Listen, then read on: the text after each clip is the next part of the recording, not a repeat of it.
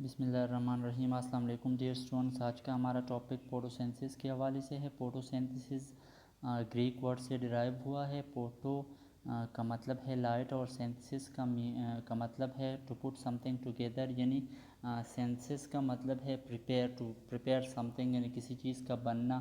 Simply हम photosynthesis को यूँ डिफाइन कर सकते हैं कि carbohydrates formation from carbon dioxide and source of hydrogen.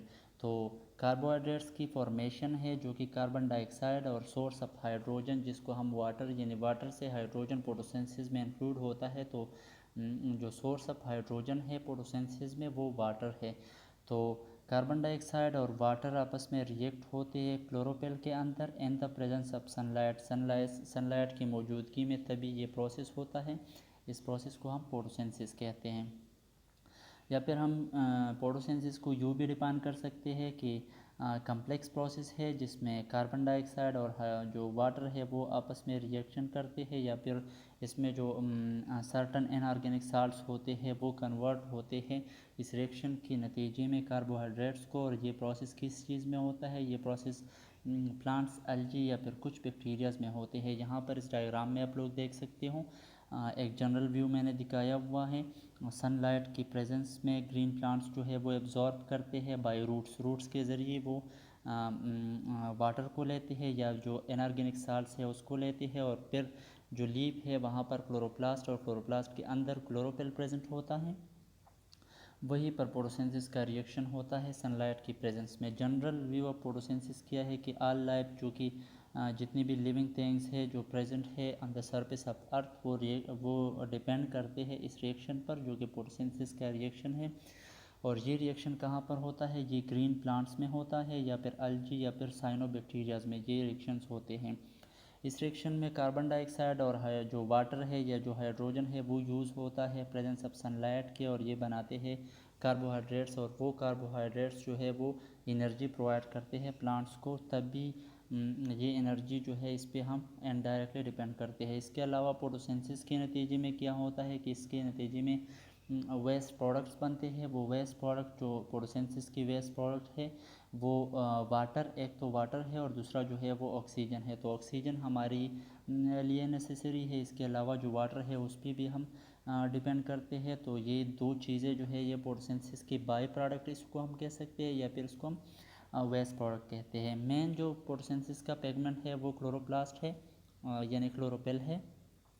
और जो हेल्पिंग पिगमेंट्स है, जो अदर पिगमेंट्स है क्लोरोफिल के अलावा, उसको हम एक्सेसरी पिगमेंट्स कहते हैं, जो कि कैरोटीनॉइड्स है। कैरोटीनॉइड्स डिफरेंट स्ट्रक्चर्स के हो सकते हैं, और ये कैरोटीनॉइड्स जो है ये और क्लोरोफिल जो है ये एंटीना में होते हैं। Antenna of the reaction centre में जो ये फोटोसिंथेसिस है वो रिएक्शन सेंटर में होता है, और रिएक्शन सेंटर के अंदर कैरोटीनॉइड्स और क्लोरोफिल वहीं पर प्रेजेंट होते हैं।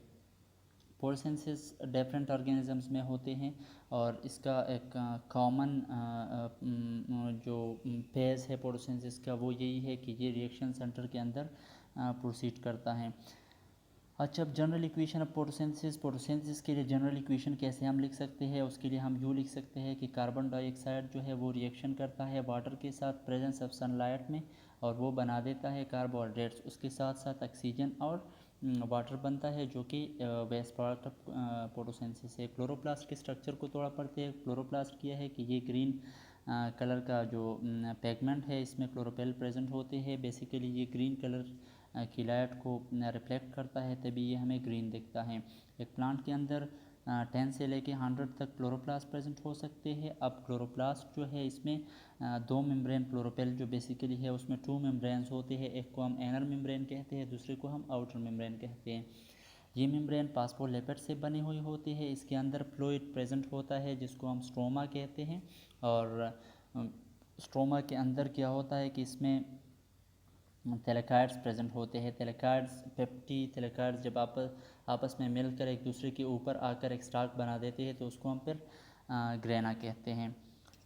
अच्छा, पिगमेंट्स कौन कौन से यूज़ होते हैं फोटोसिंथेसिस में? तो पिगमेंट्स इसमें क्लोरोफिल बेसिकली यूज़ होता है। क्लोरोफिल पहले मैंने आप लोगों को बताया हुआ है कि ग्रीन कलर का पिगमेंट है, जो कि तभी ग्रीन है कि ये ग्रीन कलर की लाइट को रिफ्लेक्ट करता है, ये उसको एब्जॉर्ब नहीं करता। इसके अलावा इसमें जेंथोपेल्स होते हैं, कैरोटिनॉइड्स होते हैं या फिर पाइकोसाइनिन और जो पोकोजेंथेन है, ये भी फोटोसिंथेसिस में एक मेन रोल प्ले करते हैं, जो कि अदर देन ग्रीन कलर्स, यानी ग्रीन कलर्स के अलावा जो कलर्स है वो जब आ जाते हैं प्लांट्स में, उसके फ्लोरल जो पार्ट्स है उसमें जब आ जाते हैं तो वो एक्सेसरी पिगमेंट्स की वजह से आते हैं। तो ये एक जनरल व्यू था फोटोसिंथेसिस का। कल से हम इंशाल्लाह जो स्टेजेस ऑफ फोटोसिंथेसिस है, लाइट रिएक्शंस और डार्क रिएक्शन, वो हम पढ़ेंगे, जिसको हम लाइट डिपेंडेंट रिएक्शन और लाइट इंडिपेंडेंट रिएक्शन कह सकते हैं। आज के लिए ये काफ़ी है। इसके अलावा जो क्लोरोप्लास्ट की स्ट्रक्चर है और क्लोरोपेलेंट जो एक्सेसरी पिगमेंट्स है, ये सारी मेरे पास पड़ी हुई है। मैंने बाय हैंड इसको लिखा हुआ है, इसके नोट्स बनाए हैं, तो अगर आप लोगों को वो चाहिए हुई तो आप लोग मुझे बता देना। इसके अलावा मैं उनसे पिक्चर्स भी बनाऊंगा। ये जो क्लोरोप्लास्ट की स्ट्रक्चर है उसके पिक्चर में बना के आप लोगों को ग्रुप में पोस्ट कर दूंगा। इस टॉपिक में अगर कोई मसला हुआ तो आप लोग मुझसे पूछ सकते हो। Thank you.